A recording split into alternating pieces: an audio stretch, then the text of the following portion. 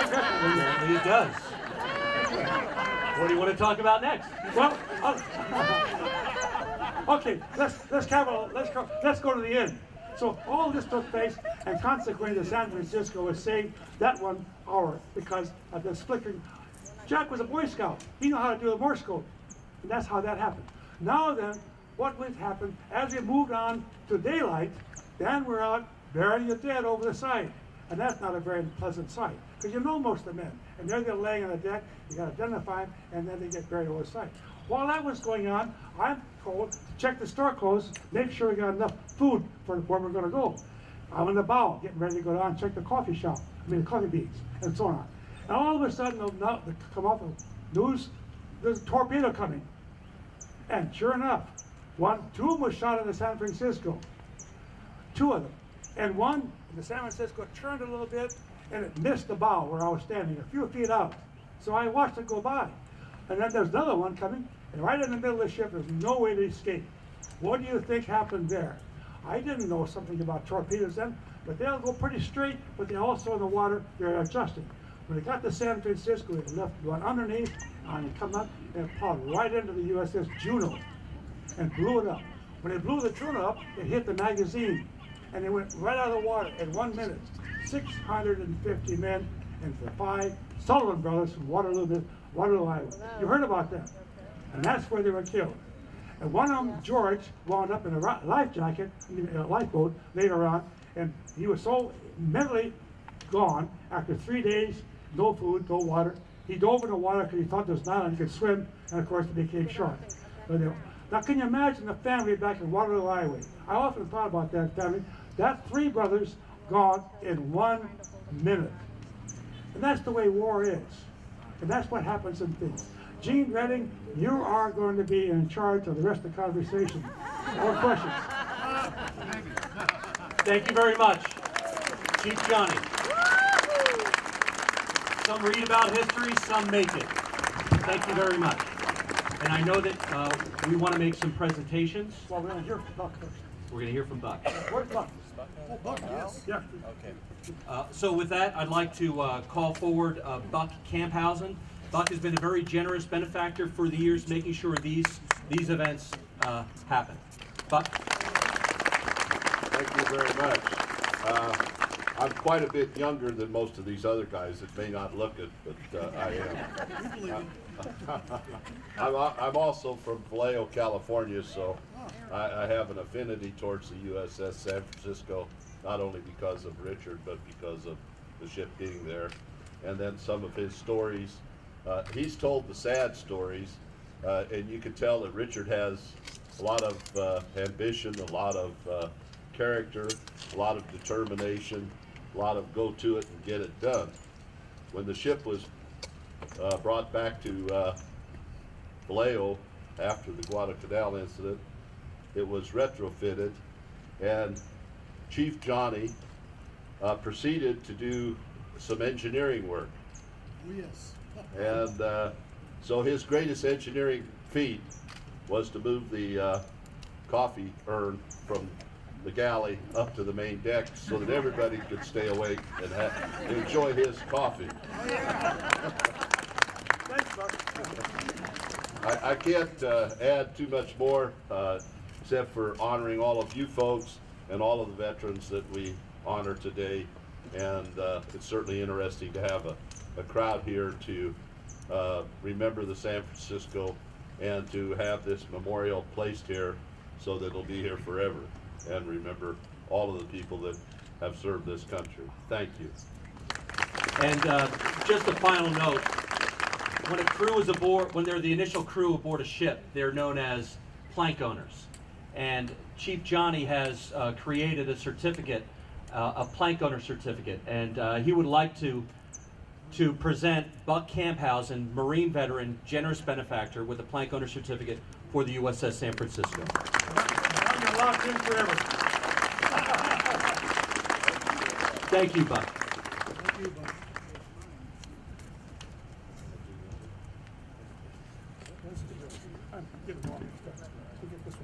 We're going to get these? All right. We would also like to thank Vidal Estrada, Hey, Vidal. Where is it? He's at. Vidal, one center. One center, Vidal.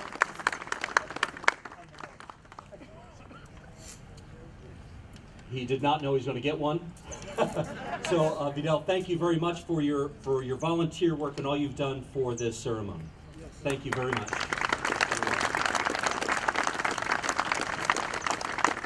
We would also like to recognize and bring forward William Youngs. Where is Mr. Bill? Step forward. Come up.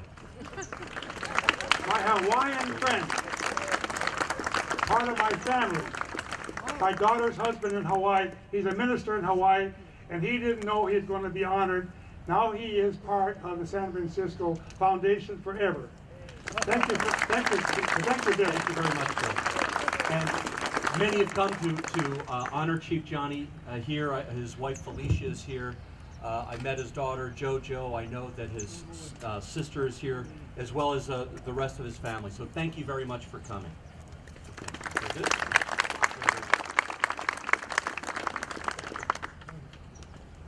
I'll hand it over to Stan for his MC duties. Where's my real clothes? Yeah. Well, what I have here, I think that's yours. What I have here, Chief.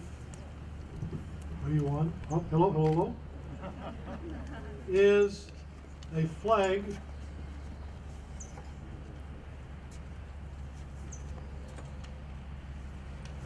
This flag with a certificate. It was flown over. This is to certify the accompanying flag was flown over the United States Capitol on July 4th, 2006. Took 14 years to get a deserving recipient. At the request of the Honorable Eleanor Holmes Norton, Member of Congress. The flag is presented to Companion Naval Order of the United States and former President, it's backwards, Chairman of the USS San Francisco Memorial Foundation. Thank you. Thank you.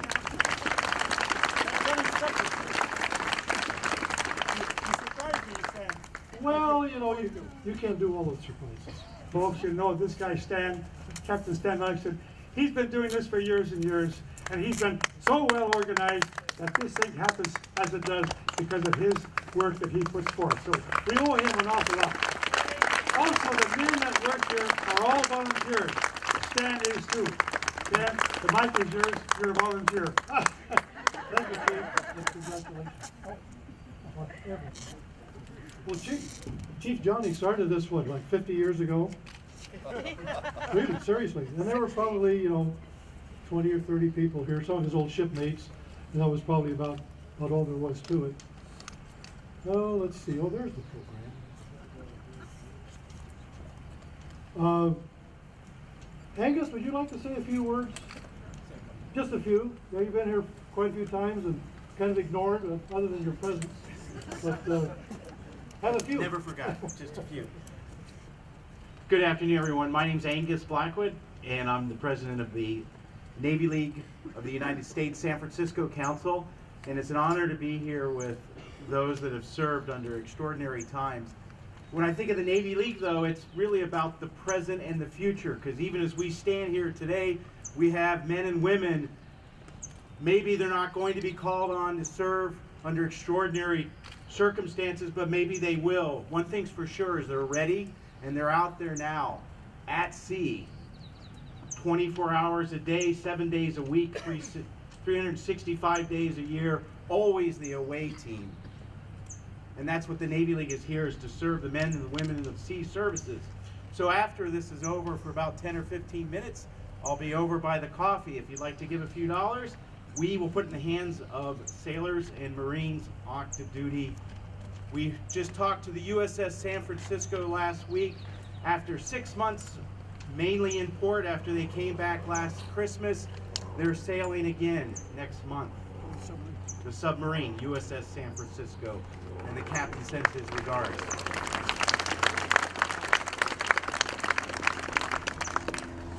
Since I have the microphone, there is one thing that you need to know. There's the biggest Navy event in decades in San Francisco on 11 October this year. in San Francisco, they're going to commission the next USS America.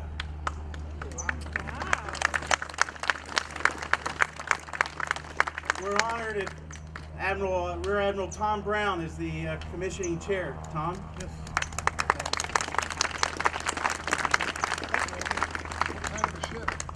It is a LHA-6, essentially a Marine Corps aircraft carrier, and you can be a plank owner, $500.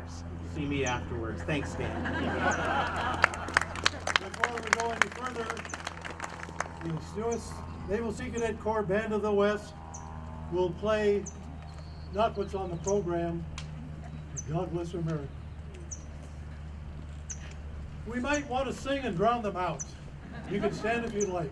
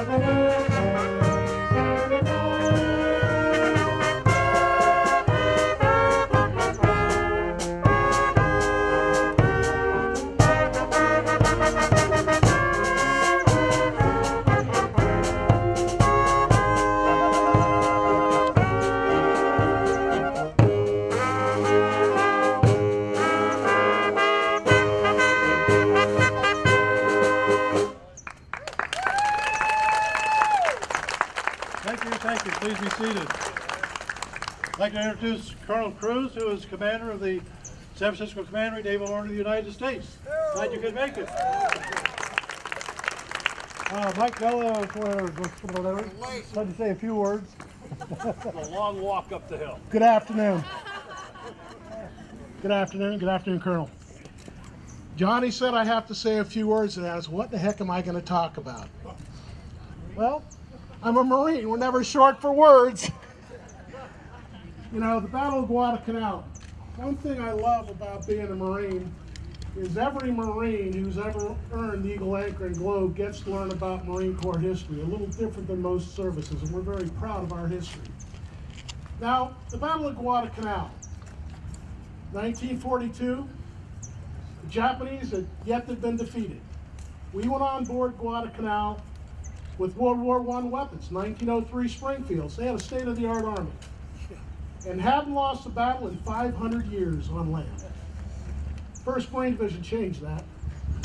But there's no way that could have happened without the USS San Francisco and a local boy by the name of Callahan, graduate of St. Ignatius.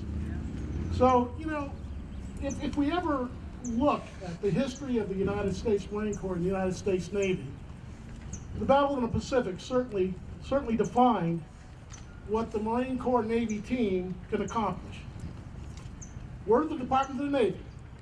Men's department. But being Marines, we like to say it's the men's department, that's right. So make no mistake about it. USS San Francisco certainly sent a definite message to the Japanese. And just a few years ago, the Australians got that message too, because we stood on this very deck with the Prime Minister of Defense and Commanding General of the Australian Defense Forces. And the word was, thank God for the USS San Francisco and the Marines, otherwise we'd have been speaking Japanese.